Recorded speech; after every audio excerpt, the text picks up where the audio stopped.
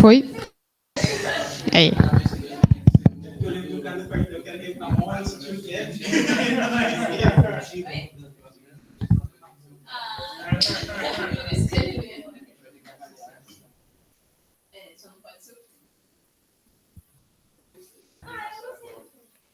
Eu amei o filme. Eu amei o filme. Bora.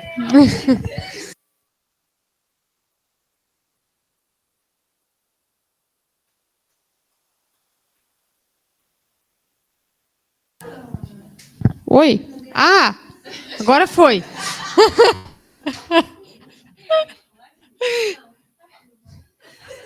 Tudo bem, então, pessoal da gravação, olá.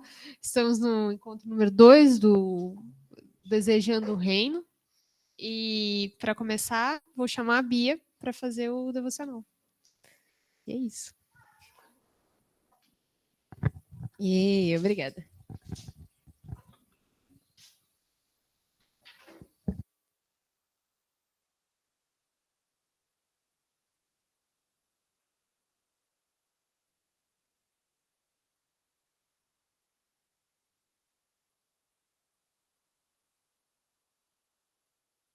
Parece que tá desligando sozinho, não sei se é a pilha. Bom dia, gente. Legal estar entre vocês novamente.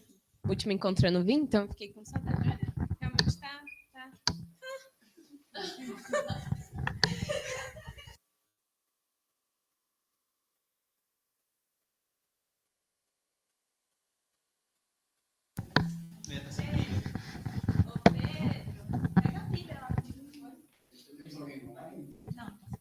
Hoje é o dia de fazer coisas.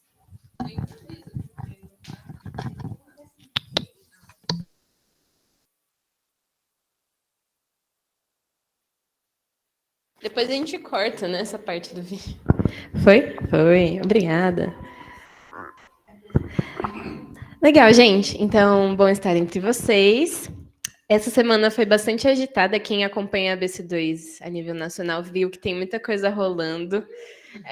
Nossa, muito chique. Mas tem lançamento de livro novo, lançamento da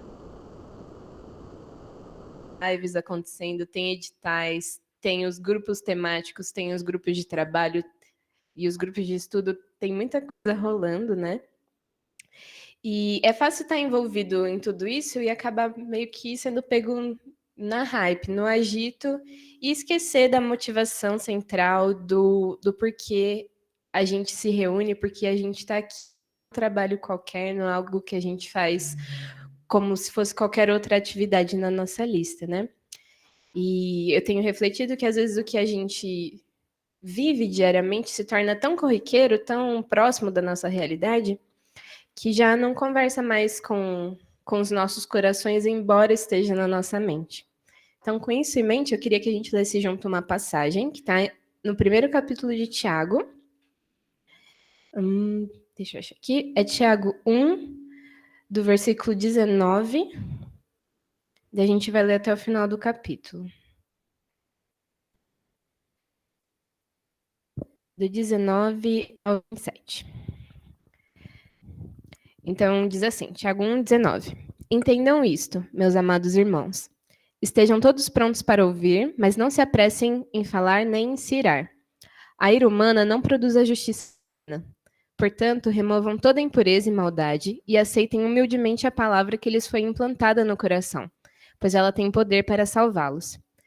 Não se limitem, porém, a ouvir a palavra. Ponham-na em prática. Do contrário, só enganarão a si mesmos. Pois se ouvirem a palavra e não a praticarem, serão como alguém que se olha no espelho, vê a si mesmo, mas assim que se afasta, esquece como era sua aparência. Se, contudo, observarem atentamente a lei perfeita que os liberta, perseverarem nela e em prática, sem esquecer o que ouviram, serão felizes no que fizerem. Se algum de vocês afirma ser religioso, mas não controla a língua, engana a si mesmo e sua religião não tem valor.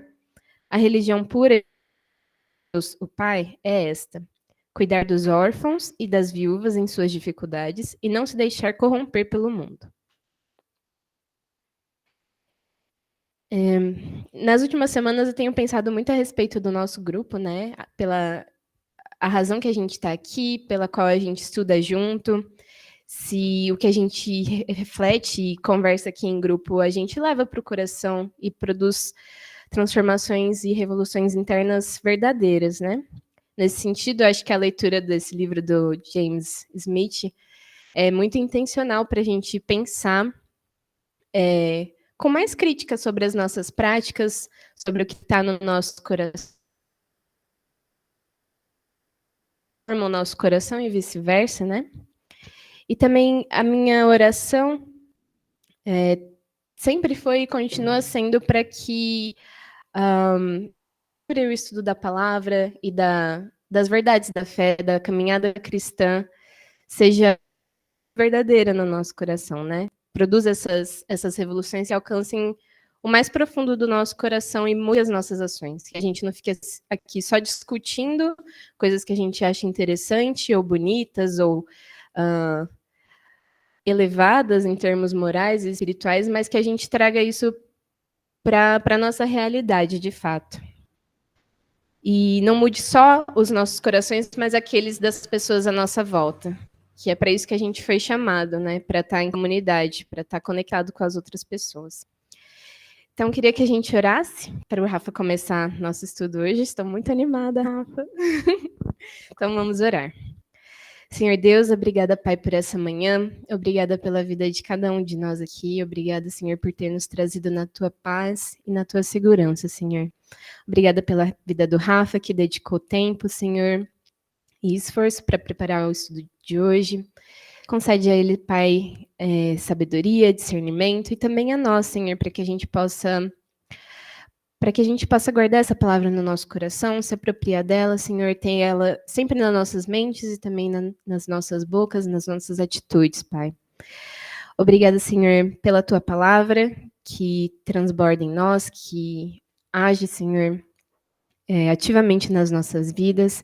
Obrigada pela comunhão que a gente pode ter, pelo crescimento que a gente pode ter no teu Espírito, Senhor. Obrigada, Senhor, pela oportunidade de brilhar com a luz de Jesus Cristo e obrigada, Senhor, pela nossa missão. É em nome de Jesus que eu te peço, também te agradeço. Te peço por compreensão, por discernimento nesse momento e para que tu sejas conosco nesse momento e no dia de hoje. É em nome de Jesus que eu te peço. Amém.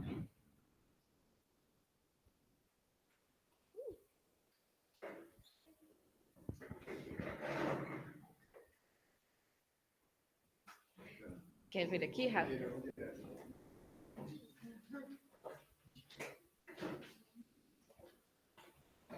Esse celular é o seu ou da Ana? O seu?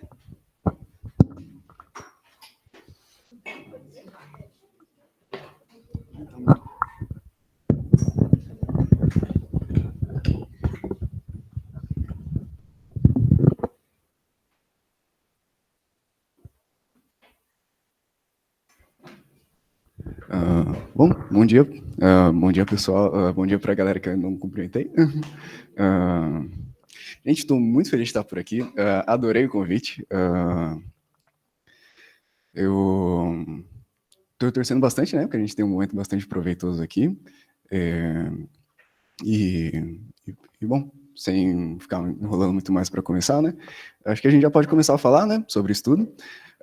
Esse daqui é um estudo, né? Um resumo sobre os capítulos 2 e 3 do livro Desejando o Reino, de J.K. Smith, né? Semana passada começamos essa nova série de estudos, né? O estudo que foi conduzido pela Amanda, que comentou sobre o capítulo 1. Ao longo dos slides, né? Espero que fique mais ou menos claro ali do que se trata esses dois capítulos. Mas eu tentei resumir, o que os pontos principais bom, os pontos chaves, assim, né, dos tópicos que serão tratados aqui. Que essencialmente é o quê? A gente vai caracterizar algumas práticas e analisar alguns contextos.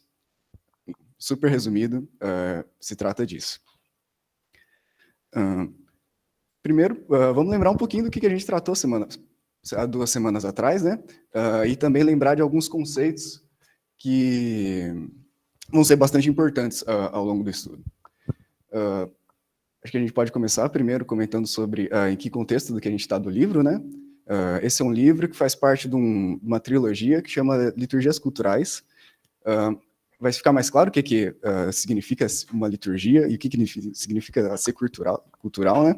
E eu coloquei a data aqui do livro também, porque eu não sabia disso, é um livro super recente, né? Então, alguns dos contextos que a gente vai estar atualizando aqui estão bem próximos da gente. Em particular, em determinado momento, o autor ele começa a analisar alguns contextos do país dele, né? E essa data aqui é particularmente interessante, assim, né? Porque vai estar em torno de bastante que vai estar em torno de um contexto com várias nuances, assim, né? E bom, o que ele quer com esse o que ele quer com essa trilogia, né? O que ele quer com esse livro, não é? Logo no prefácio, ele já deixa claro qual que é uma parte do público dele e também o objetivo com o livro dele, não é? É mudar a concepção que temos sobre discipulado e o ensino cristão. E isso em vários contextos, seja dentro da própria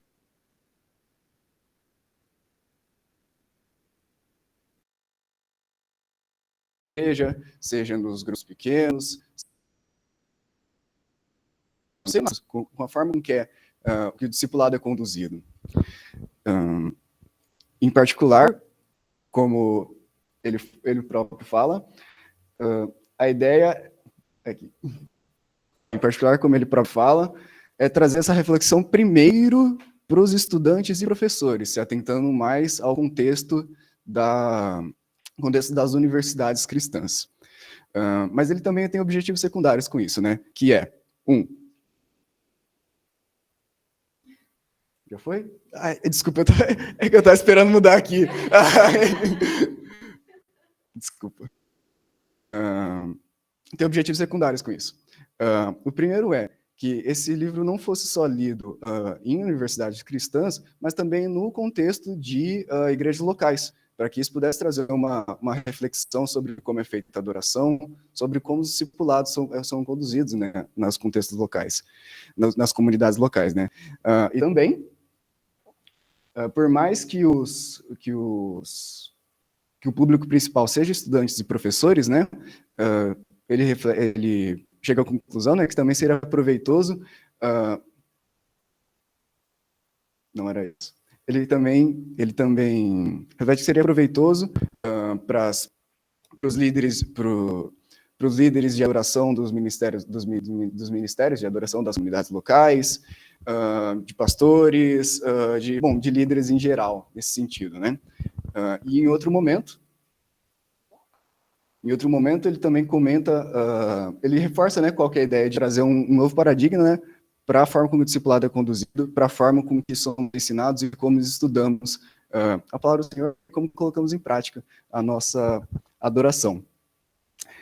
O primeiro slide é o único slide que eu vou colocar a página que eu tirei as coisas, porque eu percebi que ia dar muito trabalho. Aí os próximos slides eu só desisti de colocar a data, mas assim, se vocês puderem confiar em mim, que de fato está em algum lugar lá, vai ajudar. Aqui, era esse daqui que eu ia falar depois, eu acabei invertendo as ordens, mas, bom, professores sejam o público principal, né, ele também vai tratar, também vai ser importante tratar com outras pessoas aqui, né, e, de novo, o contexto universitário vai ser o mais... Eu tive a impressão que o contexto universitário foi mais citado, né? O tempo todo ele fala das universidades, mas também vai servir para alguns outros contextos, mas para a universidade vai ser o mais citado. Bom, algumas palavrinhas importantes da gente entender o contexto. Liturgia é uma palavra que vai ser citada o tempo todo no livro. Bom, coincidentemente, né, a trilogia chama Liturgias Culturais, né?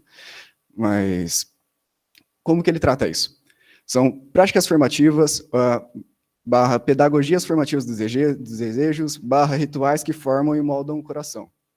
Ok? Acho que é uma liturgia assim, é uma palavra bastante abrangente, né, mas vi que ficou mais ou menos claro ali, ficou mais ou menos objetivo do que se trata liturgias, né? qualquer coisa que vai moldar nosso desejo, qualquer coisa que vai alterar aquilo, né, vai formar aquilo que, o lugar que a gente está se movendo, né, aquilo que a gente está desejando, né. Decorrente disso, a gente também define instituição litúrgica. E aqui ela não fica exatamente... para mim, não ficou exatamente claro, eu achei que ficou um pouquinho ambíguo, por quê? Em algum momento, instituições litúrgicas serão um conglomerado de práticas, mas em outro momento também vai ser um contexto, uma instituição de fato. Então, por exemplo, um shopping aqui vai ser tratado como uma instituição litúrgica, só que também é um conglomerado de práticas. Então, são aquelas coisas que a gente pratica no shopping, são o próprio shopping que molda o nosso desejo de certa forma. Então, fica super abrangente, assim, eu não achei muito rigoroso, assim, a definição. Algumas palavras vão ser citadas, assim, de forma muito parecidas de formas muito parecidas. O jeito que elas vão ser citadas vão se misturar um pouco. Eu não vou tentar ser rigoroso com isso. Eu vou tipo assim, inverter a forma com que eu vou estar tratando ela em cada momento. Acho que a gente não precisa se ater muito a esse tipo de ser muito rigoroso dessa forma, né? São essas palavras. Adoração, desejo e amor. São coisas que vão estar muito parecidas ali. Por mais que elas sejam diferentes, elas vão ser citadas nos contextos como sinônimos. E também, ritual, prática, liturgia e pedagogia. Elas vão se confundir um pouco ao longo do livro, são palavras que são muito parecidas e em alguns contextos elas vão exprimir o mesmo sentido, mas em outros não. Em alguns contextos vai ser importante a diferença. Aqui eu não vou tentar explicar, porque senão eu vou começar a me enrolar também. Ok. Dado tudo isso, um outro ponto super importante sobre as liturgias e instituições litúrgicas que a gente vai comentar sobre que vai permear assim, sobre o livro inteiro, e em particular sobre esses 3 capítulos até agora, né? É o quê? Que essas liturgias e as instituições litúrgicas, elas vão estar presentes em todos os lugares, né? Bom, qualquer coisa que vai formar o nosso coração vai ser formado em todos os lugares, então elas vão estar em todos os lugares, e elas não são isentas, elas não são neutras. A gente vai estar à mercê de algo tentando dominar o nosso coração e formar o nosso desejo o tempo inteiro. Uma exposição super rápida, a gente vai tratar disso depois. Em um determinado momento no livro, ficou muito escuro aqui, mas em um determinado momento no livro, ele até vai tentar explicar a diferença tipo, das palavras lá, e fala tipo assim, tudo é um ritual, nem tudo que é uma prática é um ritual, nem tudo que é uma liturgia é uma prática. Só que assim, na prática, isso, na leitura do livro, eu não percebi, não dá absolutamente nada. Bom, no primeiro capítulo, é apresentada uma grande parte das ideias-chave do texto, né?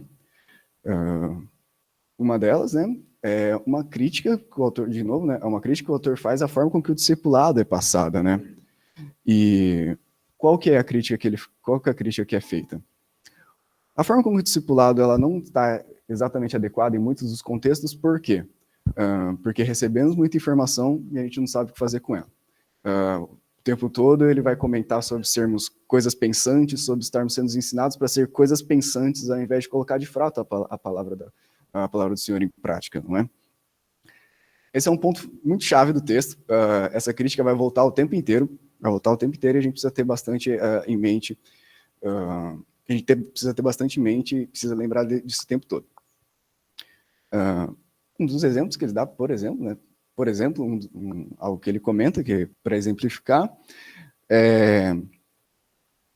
a forma com que a palavra é ensinada nas igrejas, ele não está criticando a forma com o culto com os slides, mas porém ele fala, tipo assim, pô, gente, a gente está tipo, tendo uma aula, tipo assim, né, muito dos cultos que a gente assiste é uma aula e a gente não sabe o que fazer com isso depois, a gente recebe os slides depois, mas e aí o que a gente faz com eles? A gente estuda os slides, mas e aí, como que a gente coloca isso em prática?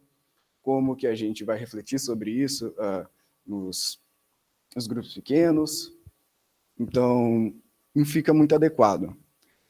E em outro contexto, né, lembrando que a gente está tratando o contexto das universidades cristãs, principalmente aqui, né? Então, as aulas, elas são bem no sentido de, tipo, bem no sentido de refletir sobre teologia, né? Então, por isso que ele comentou sobre o formato das aulas nas universidades como discipulado cristão, né? E de novo, ele dá um exemplo de como essas aulas, na experiência dele, de como ele tem visto isso, não tem sido adequado, né? As pessoas entendem muito, sabem muito, tem todas as referências de todos os autores, porém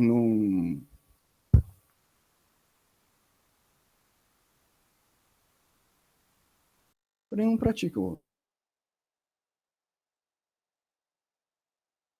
Enfim, acho que é uma reflexão bastante objetiva, uma reflexão bastante objetiva, bastante clara, né? E a gente consegue ver.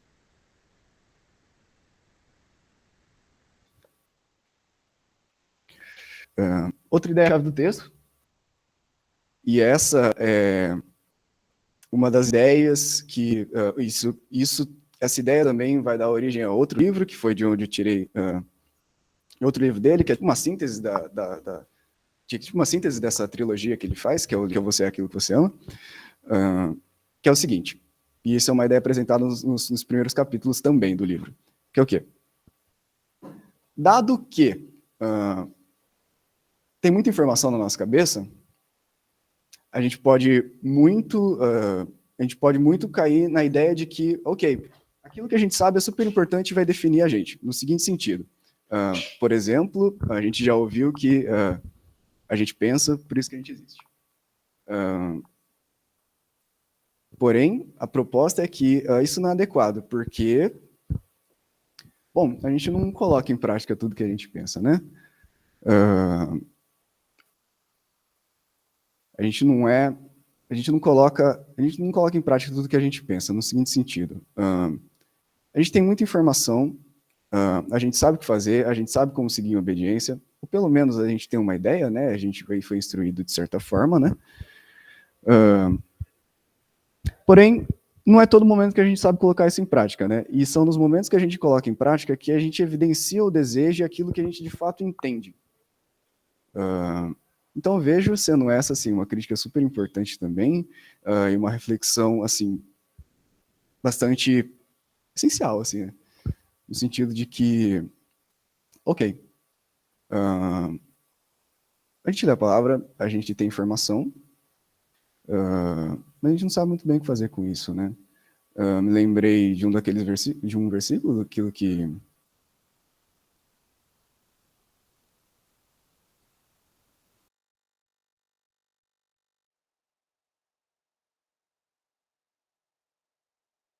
Isso, bem que eu desejo. Eu coloquei ao contrário aqui, acho.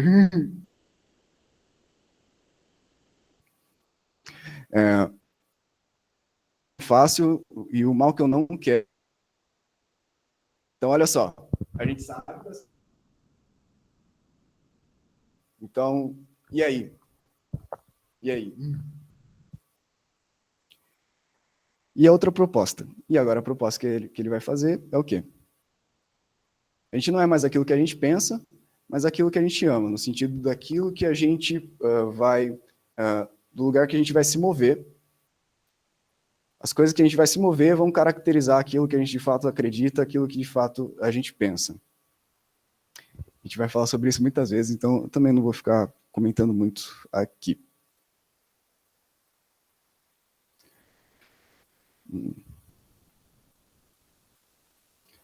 Uma das implicações do texto, uma das implicações dessa definição aqui, é a seguinte questão. Ok. Agora a gente sabe que aquilo que a gente faz caracteriza mais a gente do que aquilo que a gente pensa, né? Porém, ok, no início do discipulado cristão, no início do discipulado cristão, é mais importante eu receber a informação para depois praticar, ou eu devo tentar me dirigir, devo tentar expor meu desejo, mesmo que ingênuo, antes de fato entender das coisas, né? Bom, essa é uma das implicações da reflexão sobre uma das implicações da crítica, né? E O autor ele é muito claro em falar que a gente tem que amar antes de conhecer, no sentido de que, ok, a gente precisa colocar em prática o nosso desejo, colocar em prática o nosso primeiro amor, trazendo o jargão bíblico, né? E vejo que isso vai muito de encontro com um dos autores que ele é grandemente influenciado, que é Agostinho. Ele vai falar sobre Agostinho o tempo inteirinho. Logo na primeira página das Confissões, logo na primeira...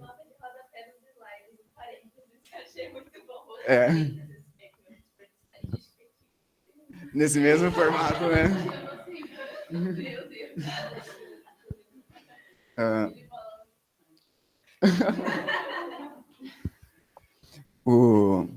Logo na primeira página das Confissões, essa é justamente a reflexão que Agostinho vai trazer. Então, Senhor, eu sei que você é grande e tal, mas eu quero saber, afinal, eu preciso conhecer para te invocar ou te invocar para te conhecer? Porque se eu tentar te invocar sem te conhecer, eu vou invocar outro Deus. Só que se eu esperar te conhecer, e como que eu vou te invocar? Isso. Como que eu vou te invocar sem te conhecer? A resposta que Agostinho chega é o quê? Quem procura, encontra, e quem encontra, louva. No sentido de que quem corre atrás, consegue. Assim, sendo bem prático, né? Eu acho que um contraponto daqui é o quê? Ou a gente concorda com James K. Smith, ou a gente canta Marcos Almeida. Porque não dá para fazer os dois. Eu vou explicar. Marcos Almeida tem uma música o quê? Antes de cantar para Deus, eu preciso saber para quem eu oro. Ok? Então, acho que esse tipo de contraste... Sim. E é só uma partezinha também, né? E o que traz, de fato, é... música também, né? É uma música muito boa. Ok. Essa é uma das implicações para o discipulado.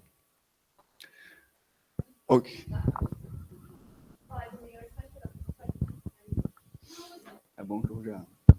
Oi. Não, eu só ia comentar, na verdade, eu acho que essas coisas se misturam, né? Não sei se vocês entendem, assim, essa questão de invocar e conhecer, ou de amar e conhecer antes ou depois. Eu acho que, na verdade, essas coisas se misturam como se fosse uma caminhada mesmo, né? Claro que primeiro a gente tem uma conversão, né? A gente ama a Deus e Ele reorienta os nossos desejos conforme a gente vai conhecendo e caminhando. Então... Bom, era esse comentário que eu queria fazer. Eu acho que essas coisas se misturam, né? Por mais que talvez ele queira... claro que o objetivo dele é falar que essas liturgias nos formam, mas eu acho que essas coisas não são necessariamente separadas como se fossem duas caixinhas diferentes, né? Então, eu acho que por isso que muitos conceitos acabam se misturando no livro mesmo, como liturgia, prática, ritual, etc., ou amor e desejo, por exemplo. De fato. Vejo que até por esse que é um dos motivos que se torna a dúvida, né? Acho que é um comportamento que a gente tem é tentar colocar as coisas numa caixinha e atribuir algum processo para todas as coisas, né? Só que, bom, isso não dá muito certo com o discipulado, né? Não dá para a gente atribuir um processo de, ok, eu vou conhecer tudo sobre Deus primeiro para depois tentar amar Ele na missão. Isso não existe. Isso não existe. Ou eu vou tentar fazer tudo para depois reunir isso e organizar isso na minha cabeça. Também não dá certo. Também não dá certo. Bom, agora chegamos ao capítulo 2, ok? Até agora a gente estava trazendo aquilo que foi comentado no capítulo 1, né? As ideias... Os tópicos chaves desse capítulo é o quê? A gente vai ter uma retomada da crítica do modelo de discipulado atual, porque, sei lá, quando que começou, sei lá onde é que está, depende muito do momento no tempo e também do lugar no espaço, né? A gente vai caracterizar algumas práticas, e isso vai ficar claro, ou pelo menos eu espero que fique. E no final ele comenta um pouquinho sobre essa relação entre as palavras, né, de formação, deformação e contraformação. Porém, a gente não vai falar sobre isso, é só É só uma parte muito pequena do capítulo. É uma parte muito pequena do capítulo. Chave, mas, tipo assim, eu achei que não seria conveniente tratar disso agora. Vamos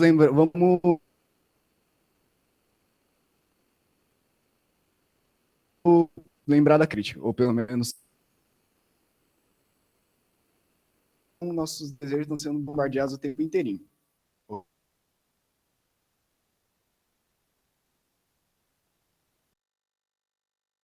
Ok?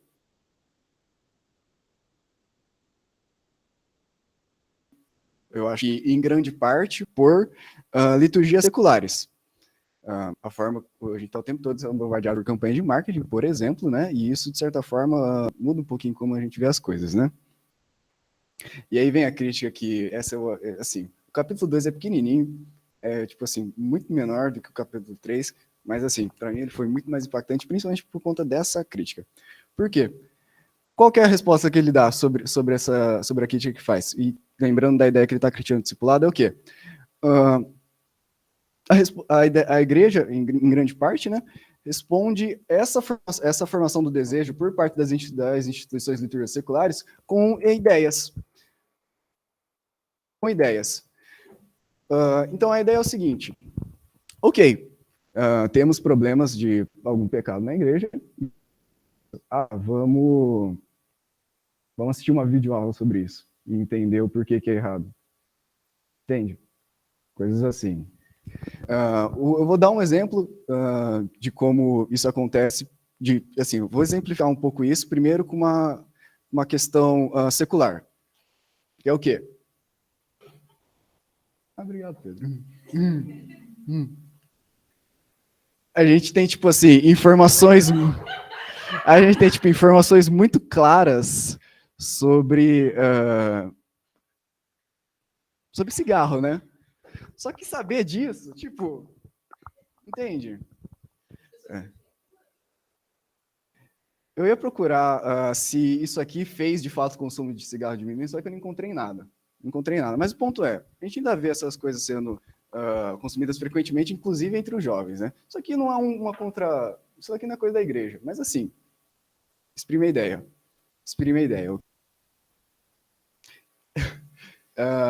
Outra coisa, a gente entende que, por exemplo, sinalização de trânsito, né? Tá lá para o nosso bem e também para o bem.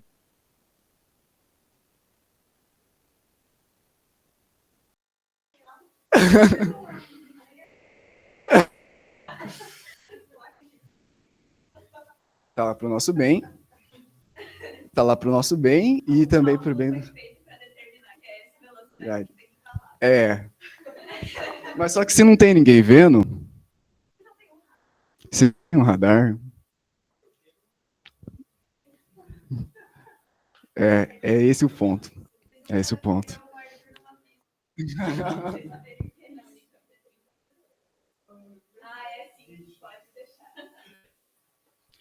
E aí, dentro da igreja, o que acontece? Por exemplo, a gente sabe que falta engajamento na missão em alguns contextos. O segundo tópico foi tipo, uma autoavaliação, assim, também. A gente sabe que a gente precisa de uma rotina devocional e leitura, só que como que a gente coloca isso em prática? E, bom, mais uma série de pecados que, assim, permeiam de forma muito frequente na igreja, não é? E qual que é a resposta? Ok, vamos falar de um fórum sobre pecados sexuais. Vamos assistir palestras, vamos fazer congressos. Ok, essas coisas são de fato úteis. Trazer essa informação é de fato útil. Mas talvez não seja, tipo assim, não esteja sendo tão efetivo. Talvez não esteja sendo o quão efetivo deveria ser, né? Por todo o investimento, por todo o tempo que a gente gasta consumindo essa informação, né? Talvez não esteja sendo tão efetivo, não é? E agora vem uma proposta para a gente começar a refletir sobre essas coisas e ordenar as coisas no lugar certo. No seguinte sentido. Um dos problemas disso é o quê? A gente tem a informação, a gente até de certa forma, ama as coisas certas em determinados momentos, mas só que as nossas prioridades também não estão adequadas. As nossas prioridades não estão adequadas. Sei lá, um exemplo bobinho, mas, por exemplo, sei lá, um casal que tem um filho e um doguinho. Assim, não tem problema você amar o doguinho e o filho. Só que aí, sei lá, por alguma forma, às vezes essas prioridades invertem. Por exemplo, um exemplo bobinho, que me veio à cabeça agora. Esse é outro problema da coisa. A proposta aqui, eu achei particularmente genial, a forma com que foi comentado aqui, que é o seguinte. Deixa eu só ver que horas são, gente.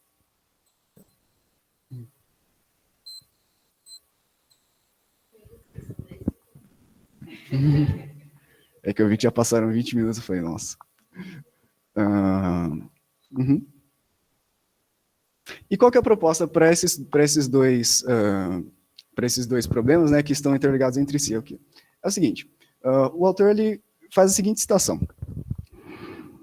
Se você quer construir um navio, não chame as pessoas para juntar madeira, mas ensine a desejar o oceano. Essa é uma citação do Pequeno Príncipe, que foi feita pelo senhorito Smith lá no Você é Aquilo que Você Ama. Então, ok, trazendo novamente a ideia do quê? Ok, a ideia não é mais importante do que aquilo que a gente está fazendo. Então, só instruir as pessoas a como fazer um barco não vai fazer elas desejarem o barco, mas tipo assim, pô, saber que o oceano é legal vai fazer muito mais as pessoas se moverem do que saber como fazer um barco, né? Eu acho que essa é uma lição muito grande sobre sobre de motivação e como a gente pode motivar nós mesmos e motivar as pessoas ao nosso redor, né? Mas a gente não vai delongar muito nisso aqui também. Indo direto ao ponto, ok. O problema é saber coisas demais, não saber não colocar as coisas em prática. Então, ok, vamos mudar as nossas prioridades, vamos saber reordenar as coisas, vamos saber reordenar as práticas que a gente mantém e abandonar as práticas que a gente de fato tem que abandonar, não é? E aí vem o ponto da caracterização de práticas que ele apresenta neste capítulo. Ok, para a gente saber o que a gente precisa reordenar e saber o que a gente precisa abandonar, a gente precisa categorizar, a gente precisa de certa forma categorizar as coisas, saber o que é mais importante, saber o que é menos importante, não é? E como que a gente faz isso? Bom, tem diversas formas de fazer isso. O que vai ser importante para aqui, o que vai ser importante para a gente aqui no contexto é o seguinte. Pode passar os dois. Os dois. É o seguinte. Pelo menos 2 tipos de prática. Práticas tênues. Ele chama de tênues, mas no sentido de que leve, rasa, corriqueira, ao contrário de denso. Ao contrário de denso. Práticas tênues são aquelas que elas não vão impactar de forma... eles vão impactar de forma moderada na nossa identidade. Então, por exemplo, escovar os dentes. Eu não vou querer ser chamado por aquele quem escova os dentes. Então, o impacto na nossa identidade é moderado, nesse sentido. E essa é uma prática leve, que tem um impacto naquilo que... tem impacto nos nossos desejos, né? Porque, pô, a gente quer escovar o dente, né? Pelo menos no geral. E se a gente não escovar o dente, né, a gente já tem uma ideia das consequências, né? Mas isso a gente faz, tipo assim, a gente escova o dente pensando em outra coisa, sabe? E provavelmente nessa outra coisa que a gente está pensando forma mais o nosso desejo do que escovar os dentes. E outra prática, práticas densas. Que é aquilo que que de fato está formando o nosso coração, aquilo que de fato está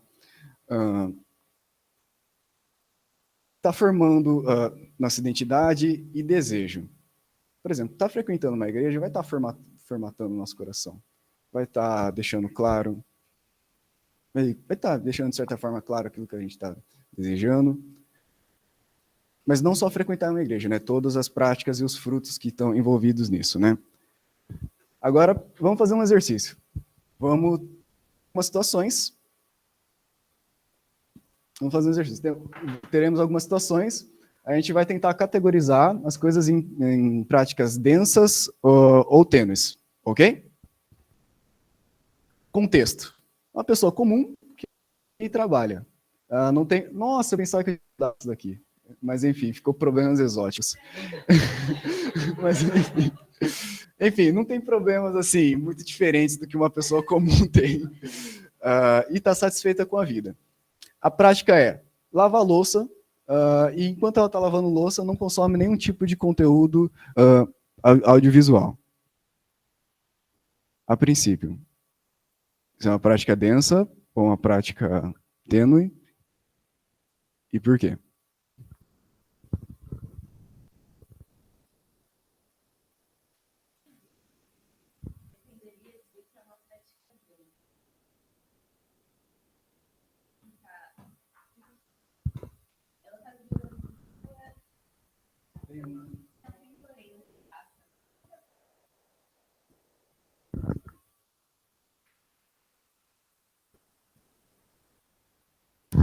Eu tenderia a pensar que é uma prática densa, porque a pessoa parece querer prestar muita atenção na tarefa de lavar a louça. Então, ela está tomando aquele tempo para uma coisa meio mindfulness, assim. Uma atenção plena na louça. E, às vezes, até pensar em outras coisas, mas usar aquele tempo da louça para algo mais interno do que ficar consumindo algo enquanto está lavando a louça. Então, eu acho que é meio que um tempo que ela está tomando para ela. Daí eu tenderia a pensar como uma prática densa, porque é um momento meio de reflexão profunda, assim, ou uma atenção profunda com a luz.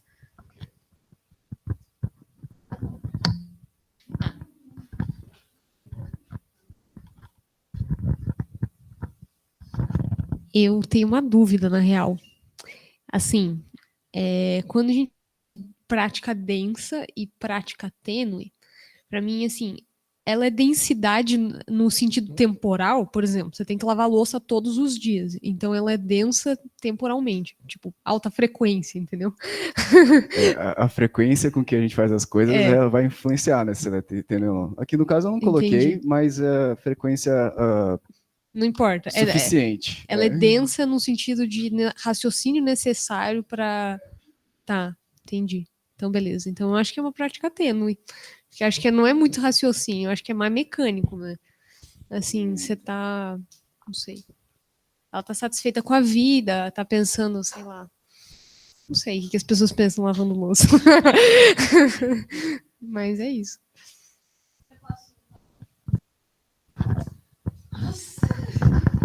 Pedro hoje.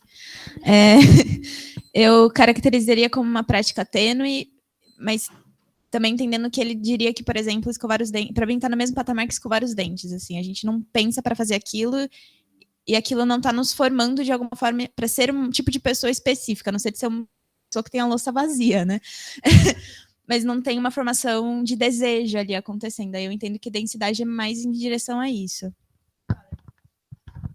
É que tem uma informação importante, né? A pessoa mora sozinha, então ela tem menos louça. Eu assumi muita louça também. Eu assumi uma quantidade massiva de louça e uma quantidade mais... Outra coisa que chamou a atenção ali é que na prática ela só lava louça e não consome nenhum conteúdo audiovisual, assim. Eu penso que se ela estivesse lavando louça, escutando uma música, talvez seria densa. Por conta do quanto a música pode influenciar os nossos desejos, assim. Então, não sei, é uma coisa que chama muita atenção. Tipo, se eu escutar um funk pesado, vai mudar totalmente a minha concepção e todos os meus desejos. Diferente de eu escutar, sei lá, uma música clássica. Não sei. Acho.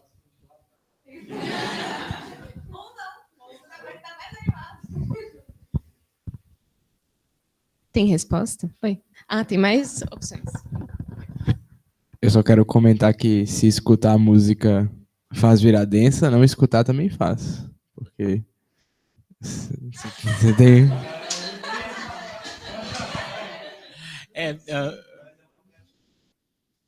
Para mim, eu considero densa, pelo fato de não consumir conteúdo audiovisual.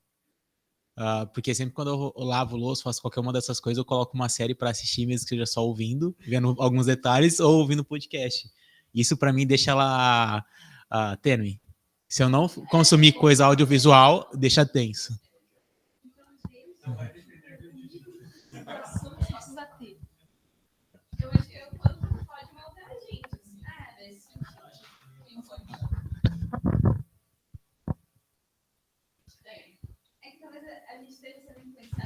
Como a gente tá funcionando quando a gente lava a louça, né? Porque cada um pensa de um jeito. A Bia, ela tá completamente atenta à louça. É. Mas é isso. Alguém mais? Ou posso voltar pro Rafa? A gente vai ver alguns outros exemplos antes de chegar lá.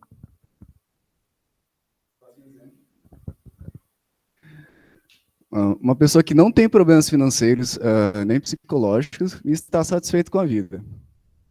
Ok? Ela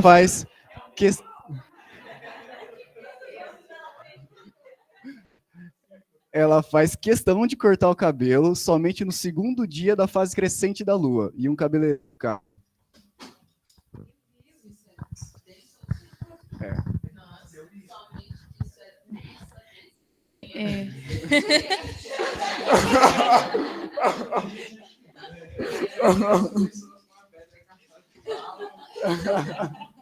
Eu ia falar realmente isso, que é denso porque... Nossa, minha voz tá muito estranha, que eu tô rouca. Mas... Porque é uma crença que ela tem, né, na verdade, se ela for cortar o cabelo só no segundo dia da fase crescente da lua. Então, tipo, toda vez que tem uma crença envolvida naquilo, eu acho que vai ser uma prática densa. Mas quando não tem crença envolvida? Aí, não sei, vamos ver os próximos exemplos. Porque pra mim... Mas ó, tem como não ter crença envolvida? Pra mim, não, porque nenhuma liturgia neutra. Não é essa a ideia? Mas acho que esse é o... Não tem um ponto do cabeleireiro caro.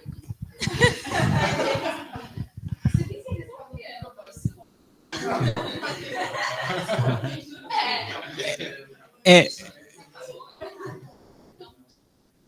Eu acho que é denso, assim, porque assim, é bem específico, né? Porque assim, faz questão, não é obrigatório, mas faz muita questão que seja num cabeleireiro caro. Não, eu ia colocar, tipo assim.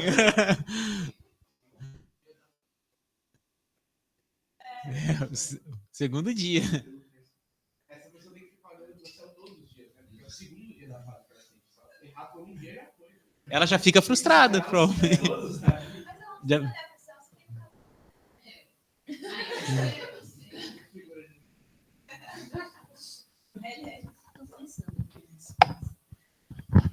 Eu fiquei pensando assim, que depende muito da forma como a pessoa faz alguma coisa. E talvez a gente buscar onde é que a gente põe densidade. Porque com a quantidade de coisas que a gente tem que fazer, muitas coisas têm que virar automático, senão a gente não dá conta.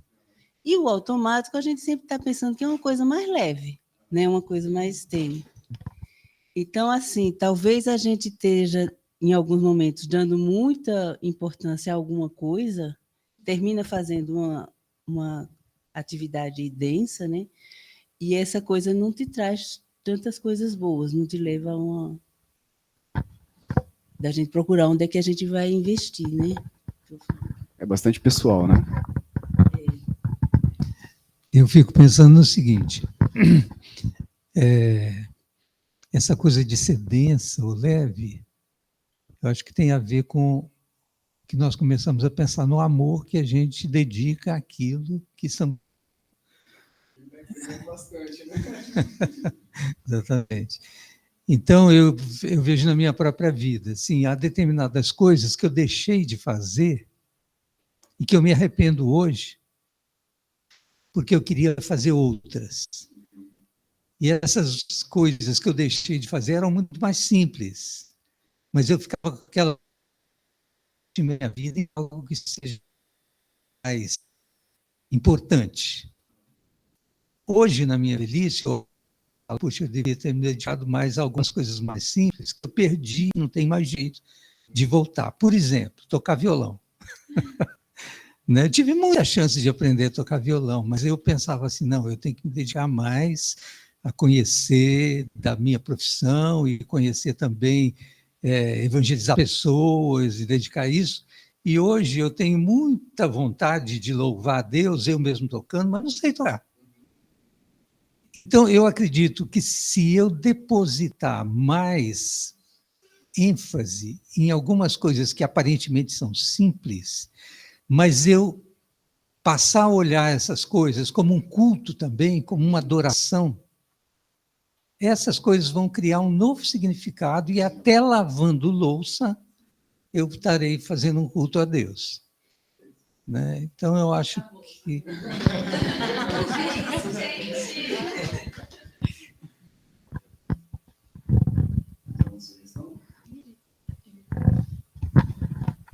Eu gostei muito dessa perspectiva que eles trouxeram, porque eu acho que vai por esse caminho mesmo, que ser denso ou tênue uma prática na nossa vida depende muito do quanto a gente coloca os nossos afetos em torno daquilo, né? Como, por exemplo, tem aquele livro Liturgia do Ordinário, né, que ele vai pegar o que seriam práticas tênues, né? Se você for olhar lá no sumário, escovar os dentes, arrumar a cama, por exemplo, que ela fala no livro. Mas elas se tornam formativas pela forma como você olha para elas. Por exemplo, o arrumar a cama, que ela cita no livro. Você detesta arrumar a cama. Você nunca arrumaria a cama. Mas e se você olhar para arrumar a cama como também pensando que você tem um Deus que ele está sempre trabalhando e colocando as coisas do mundo em ordem. E por isso você vai colocar as coisas em ordem na sua casa também, por exemplo. É isso. Obrigada.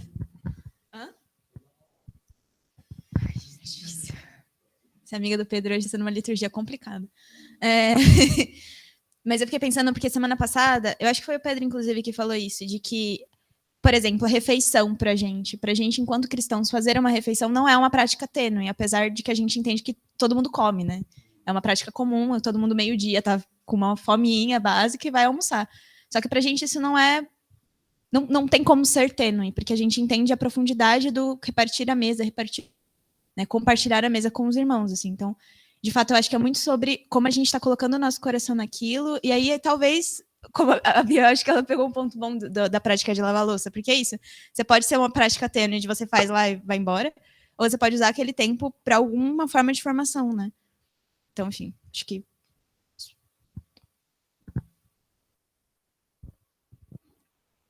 Vamos para o próximo?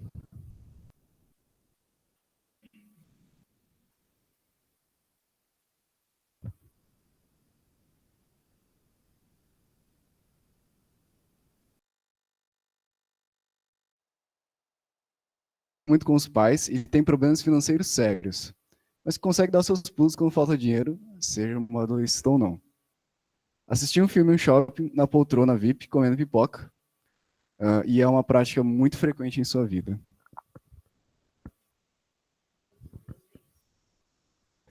Concordamos? Ok. Para o próximo. Um homem empregado, casado, com mora somente com a esposa e os filhos, e tem condição financeira boa. Assim que chega do trabalho, já liga o videogame para desestressar, logo depois de cumprimentar rapidamente a esposa e os filhos.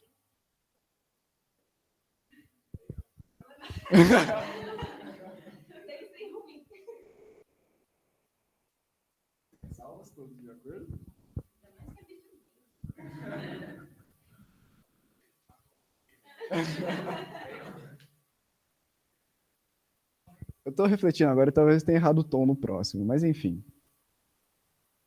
Vamos.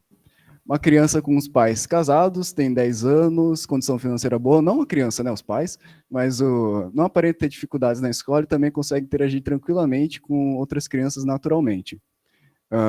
E a prática ela assiste documentários sobre serial killers frequentemente e ele tem acesso a tipo assim, uma plataforma de streaming dos pais.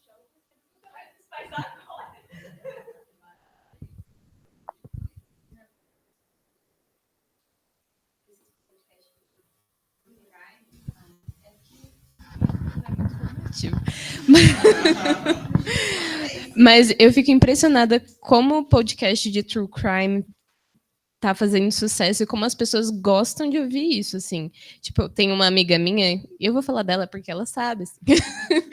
Ela assiste, ela escuta, né, enquanto ela se arruma de manhã para ir pro trabalho 6 da manhã. E daí eu fico tipo, amiga, como você vai se preparar para um dia de trabalho que você quer que seja bom, produtivo, alegre, ouvindo True Crime, assim. Dela, ai, me acalma. Daí eu fico tipo...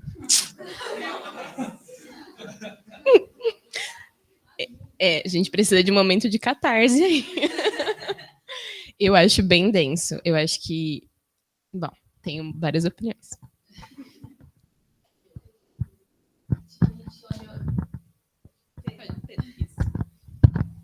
A gente olha na perspectiva do tipo contexto, tudo isso aqui é denso ou tênue, ou na perspectiva da criança? Tipo, o que é isso para a criança? Será que é uma prática densa ou tênue?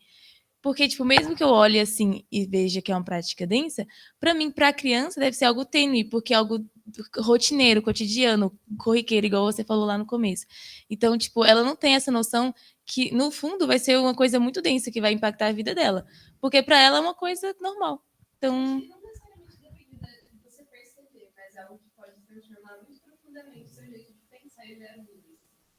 então, mas tipo, na perspectiva da criança que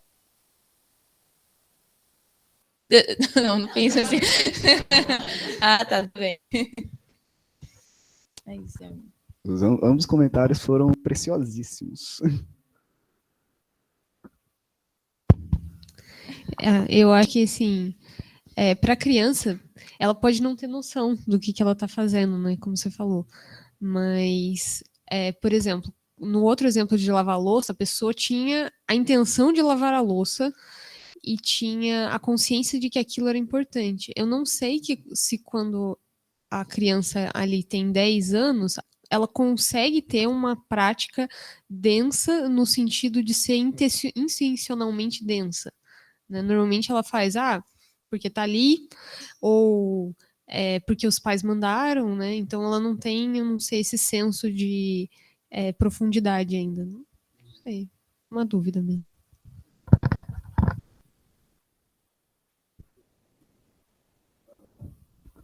Bom, aí agora vem o plot da coisa. Não é assim, né? Mas tipo assim, da coisa. Na verdade, até o autor reconhece que é muito difícil caracterizar as coisas. Em um determinado momento, eu acho que ele fala meio que sem querer, assim, que ele diz o seguinte, eu também estou assumindo que a tradução é essa mesma, né? Mas o ponto ele fala o seguinte, pode pender mais para um lado do que para o outro. Eu tomei isso para mim que, na real, então, essa questão de caracterizar as práticas densas e tênues, na verdade, não é colocar as coisas em duas caixinhas, mas é um gradiente, no sentido de, tipo assim, pode ser mais ou menos tênue, e não, tipo, é tênue ou é denso. Então, esse vem o primeiro ponto. Então, assim, é muito difícil de colocar as coisas nas caixinhas, né? E na verdade, não é nem esse o... na verdade, fazer isso não é nem proveitoso, né? A reflexão ela fica meio limitada nesse sentido. Então, esse é o primeiro ponto.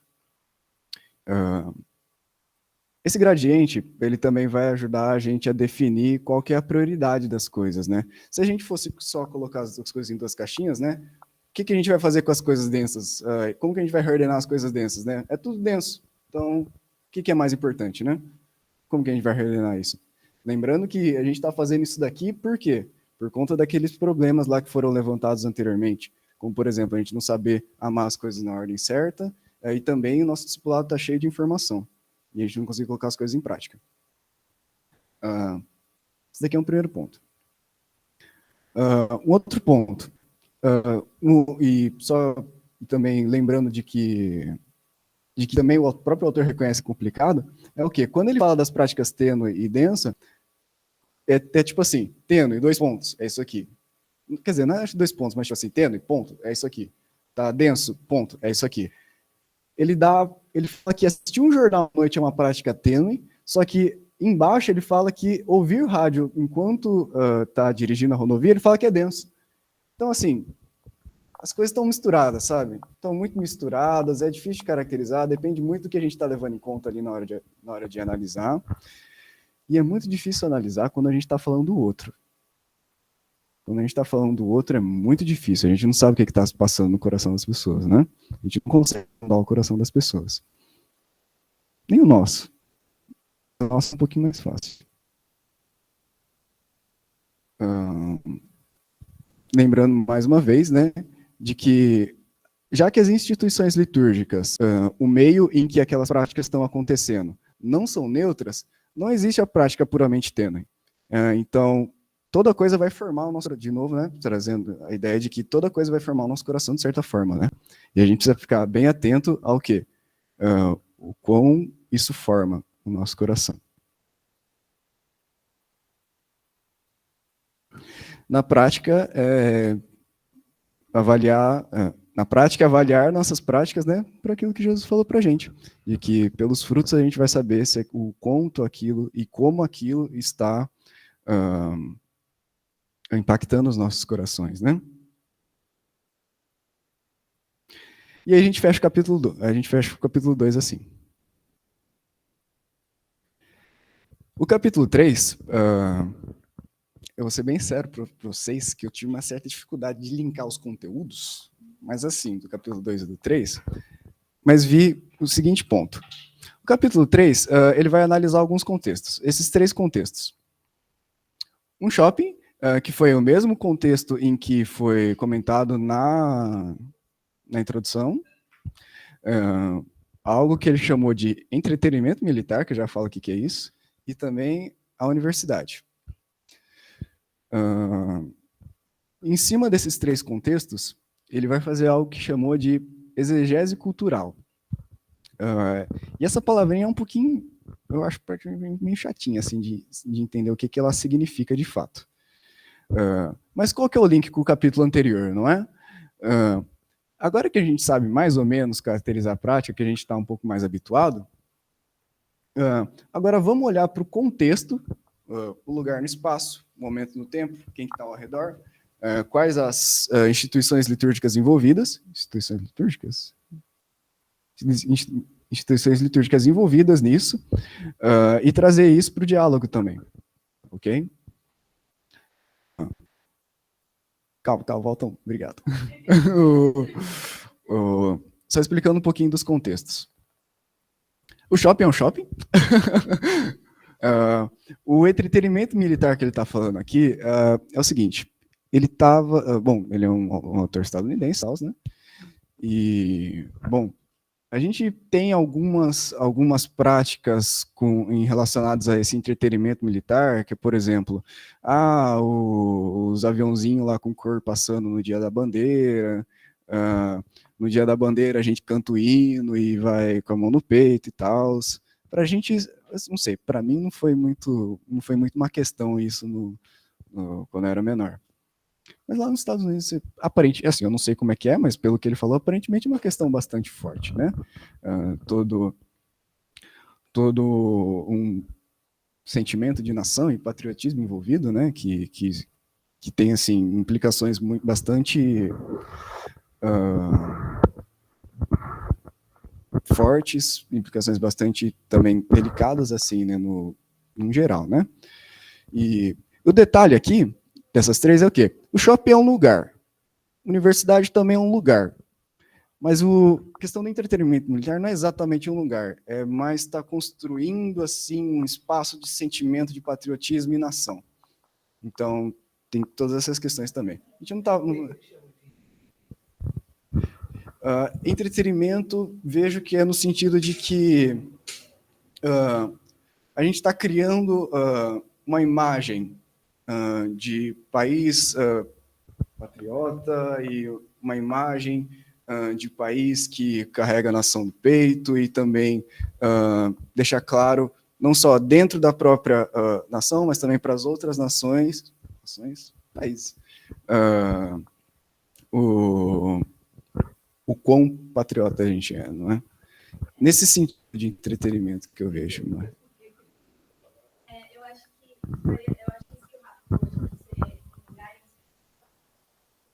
seja a resposta. Porque, na verdade, quando eu leio ele falando disso... Quando eu leio ele falando de entretenimento militar, pra gente no Brasil, eu acho que faria mais sentido seria tipo a Copa do Mundo, sabe? Que aí não é um lugar específico, mas é quando a gente tem esse momento de entretenimento no sentido de defesa da nação. Então, aí tem tipo verde e amarelo para todo lugar, bandeira, não sei o quê. Aí essa dimensão meio de festividade mesmo, assim. É um evento, né? E aí, nos Estados Unidos, isso é padrão em muitos outros lugares que não só, tipo, não é só na Copa do Mundo que eles são patriotas, né? Eles têm vários momentos culturais, tipo, determinados em que eventos, tipo o Super Bowl, o 4 de julho, isso. Exato. Tipo, qualquer jogo de qualquer time vai ter bandeira, vai ter um momento de cantar o hino. E isso é esses momentos de rituais nesses lugares de entretenimento. Acho que é um pouco nesse sentido, assim. Uma dúvida assim, completamente pertinente, não vejo sendo muito tranquilo de entender o porquê que foi chamado dessa forma, né? Até talvez... Também. Não, é super isso, né? Todas essas questões, né? De vamos cantar o hino na escola e coisas assim, justamente com essa intenção, de, tipo assim, formar. Fiquei pensando assim, como uma coisa cultural. A gente não associa muitas vezes coisas culturais a entretenimento mesmo. Um show, um espetáculo, até esse negócio dos aviões com fumaça colorida. Então, essa coisa de uma oportunidade de ter um contato com alguma coisa cultural nesse sentido de que seja para diversão, de alguma forma. Que seja para...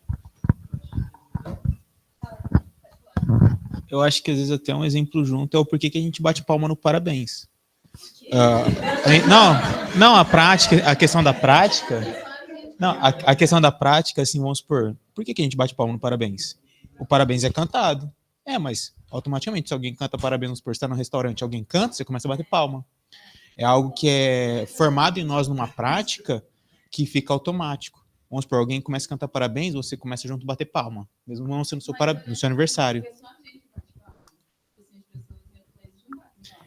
Exato, é uma característica nossa, que é dentro dessa ideia que eu acho que ele vai basear a questão do militar, que não propriamente é algo já ensinado que o pessoal vai fazer, mas é algo impregnado dentro da raiz norte-americana, que eles viam a bandeira, eles prestam homenagem à bandeira.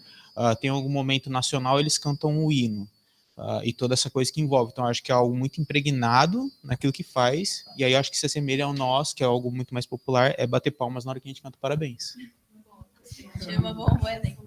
Mas eu acho que tem um outro lugar que é porque ele está chamando de militar e entretenimento, né? Que eu acho que é a junção das duas palavras. Porque o que ele está dizendo é que existe um militarismo nos Estados Unidos que não é só no momento do exército, entendeu? É um militarismo que se revela nesses lugares de entretenimento. Acho que é essa a dimensão, talvez. Faz sentido? O Rômulo quer falar. Juntando ao que a Amanda falou e o que o Arthur falou, de que existe, digamos, essa cultura, me parece também que tem um desejo tipo deles, que, por exemplo, aqui no Brasil se toca hino nos estádios de futebol, mas ninguém liga para isso. Ninguém liga para isso. Ninguém liga. Torcida cantando, a gente batendo foto. Tipo, ninguém liga, sabe? Se for a seleção, tá todo mundo... É só nesse momento, mas quando é times comuns, assim, ninguém liga, gente.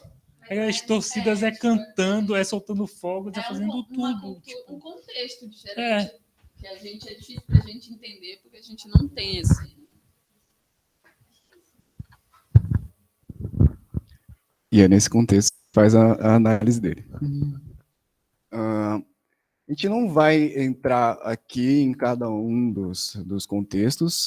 Eu achei que não seria conveniente, porque a gente ia começar... Tipo assim, ia ser muito difícil começar e terminar o assunto, e são 3 deles. Então, isso ia tomar muito tempo. Mas a gente vai fazer essas coisas um pouquinho com os exemplos que foram dados anteriormente. Até porque, com os exemplos dados anteriormente, tem muito menos informação, vai ser muito mais tranquilo de analisar do que, tipo assim, fazer uma análise, tipo assim, vai ser muito difícil tipo assim, de não errar, de não falar besteira falando daqueles ali. Nos outros, são exemplos fictícios, então vai ser tranquilo de falar. Mas, bom, ok, de fato. Ok, e aí, nesse aqui eu vou até te pedir uma ajuda do nosso querido Arthur ali também, porque essas duas palavras sempre me trazem, assim, certo desconforto. Eu não entendo muito bem do que se... Não me faz muito sentido. Quer dizer, faz sentido, mas, tipo assim, eu sempre confundo o que é cada coisa. Mas o ponto é, ele fala que vai fazer uma exegese cultural daqueles contextos ali. Não vejo como entender o que é exegese sem também olhar para a gente olhar o que é hermenêutica. Do que eu pesquisei, do que eu vi, nunca pus isso em prática, talvez. Quer dizer, talvez não intencionalmente, sabendo o nome das coisas, né? Hermenêutica vai ser o conjunto de regras e boas práticas para analisar o texto. E aqui a gente está falando de texto, por exemplo, texto bíblico. Eu vi uma analogia do Marcos Botelho falando sobre isso. Ele falou o seguinte: a hermenêutica seria tipo o árbitro de uma partida de futebol. E a exegese seria os jogadores. No seguinte sentido, o árbitro ele vai dar as regras e as boas práticas, vai advertir se está sendo feito alguma coisa errada ou não, mas quem que vai estar jogando é o exegeta. É quem que vai estar analisando o texto de fato, quem vai estar extraindo o sentido do texto, quem vai estar trazendo uma interpretação para a coisa. E a hermenêutica vai estar regendo essa interpretação. E aí, meu querido Arthur, por favor, dá um... deu um joinha, perfeito.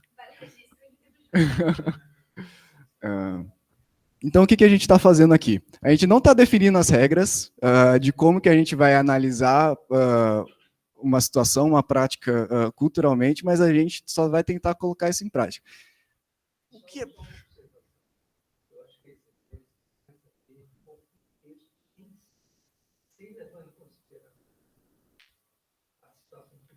Uhum. É bem lembrado, Tom.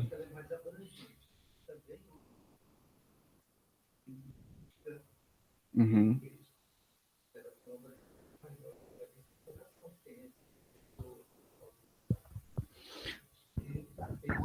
Uhum.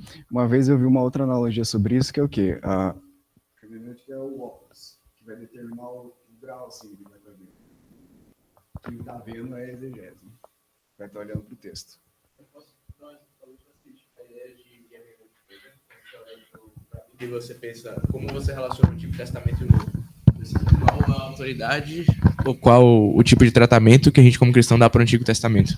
Existem óticas diferentes sobre isso. A partir do momento que você assume uma delas, quando você vai ler o Antigo Testamento ou quando você vai ler uma parte do Novo Testamento que se refere ao Antigo Testamento, você vai interpretar de um jeito específico. E isso é hermenêutica, é a chave hermenêutica que você está usando.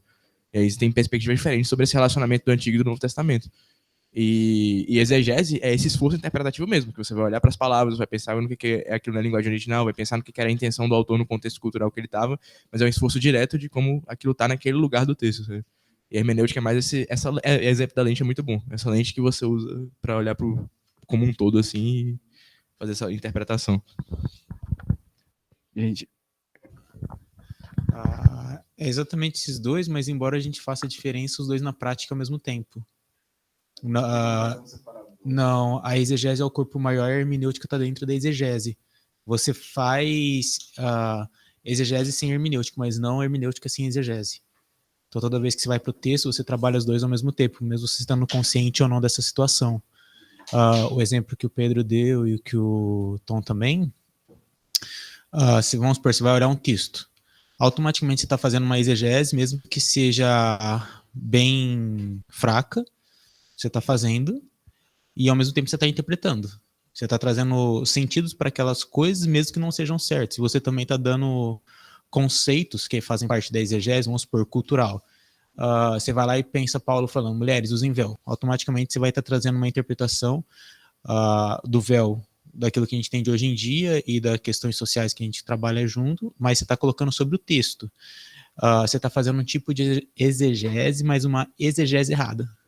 Porque você está levando contextos daqui para lá e não trazendo contextos de lá para cá. Então, tudo aquilo que a gente faz com texto é os dois juntos. Eu faço exegese sempre quando eu vou para o texto e eu faço hermenêutica ao mesmo tempo. Mas nem sempre elas são de forma assim adequada. Então, assim, eu concordo com as duas separações, mas eu acho que não dá para fazer uma sem a outra. Perfeito. Acho que com essas discussões, com os exemplos, acho que ficou mais ou menos assim encaminhado o que significa, o que é cada uma das coisas, né? E como que... Bom, por que a gente conversou um pouquinho sobre isso? Onde que isso vai aparecer no livro, né? Ponto é, ele se propõe a fazer a exegese cultural da coisa. Então, a gente vai estar olhando para o texto com um determinado óculos, assim, né, levando em conta determinados paradigmas, assim, né, para interpretar cada situação. De novo, a gente não vai entrar em cada uma das situações, porque ia demorar muito tempo, eu achei que para os exemplos lá. Mas o ponto é, ok, dado tudo que a gente viu, como que a gente vai linkar os conteúdos e aplicar o que a gente já viu também? A ideia que ele traz aqui... Ok, esse é o último. Qual que é a ideia que ele traz aqui? Também é uma mudança de paradigma quando a gente for analisar contextos. A gente viu algumas práticas e analisou as práticas. Lógico que não tem como analisar as práticas sem levar em conta o contexto, né? E essa foi até uma dificuldade do exercício anterior, porque, bom, tinha pouca informação, né? Mas agora, um novo paradigma que é trazido nesse capítulo é o quê? Vamos mudar um pouco o tom das perguntas que a gente vai fazer para analisar o contexto. Ao invés de a gente perguntar qual que é a ideia, qual que é o conceito que aquela determinada instituição cultural está passando, agora a gente vai perguntar o quê? Que tipo de pessoa que tipo de pessoa as pessoas se tornam depois de ter contato com determinada instituição litúrgica? Ou quais as práticas densas, ou melhor, né, o quão denso, né, e quais são as práticas empregadas em determinado contexto, e qual a consequência das práticas naqueles que a praticam. Então, a ideia é o seguinte, ok, vamos trazer o contexto da universidade, assim, só para um breve exemplo. Ok, a gente sabe que, por exemplo, numa sala de aula, a gente sabe que tem pressupostos empregados ali, ok? E o que frequentemente a gente pode falar, ok, não, os pressupostos que estão sendo assumidos ali são X, são X, são Y, e por isso aquela aula é, sei lá, prejudicial para a formação dos alunos. Por exemplo, sei lá, aqui não. Quer dizer, aqui também é isso, mas levando em conta qual que é a consequência daqueles conceitos estarem sendo passados na sala de aula. E isso é mais importante do que saber qual que é de fato o conceito. Ok? De novo, retomando aquela ideia de que, ok, o que a gente faz é mais importante do que a gente está pensando, né? E também...